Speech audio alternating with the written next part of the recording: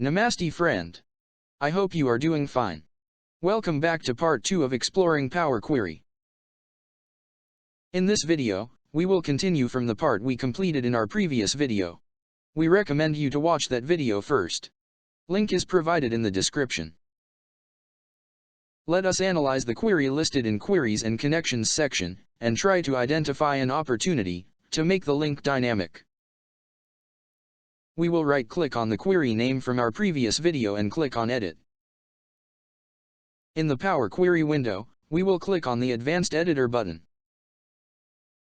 The steps in the query will be displayed on screen. This is mQuery language. We are interested in the URL of the file, and our next mission is to make it dynamic. Let us now analyze the URL in detail. It is made up of 3 parts. Number 1. The website address. Number 2. The date in DDMMYY format. Number 3. The file extension .csv.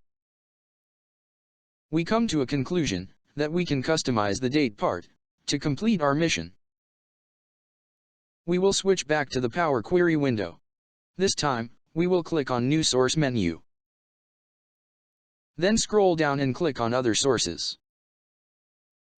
Now, we will click on Blank Query. This will create a blank query, named Query 1.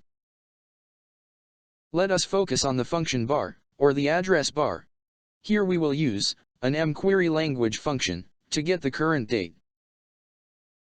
We will type an equal to sign, followed by date time, dot, local now, open parenthesis, close parenthesis. Then press Enter key. It will display the current date and time. But we are interested in the date part only. Hence, we will encapsulate the previous function inside date, dot, from, open parenthesis, close parenthesis.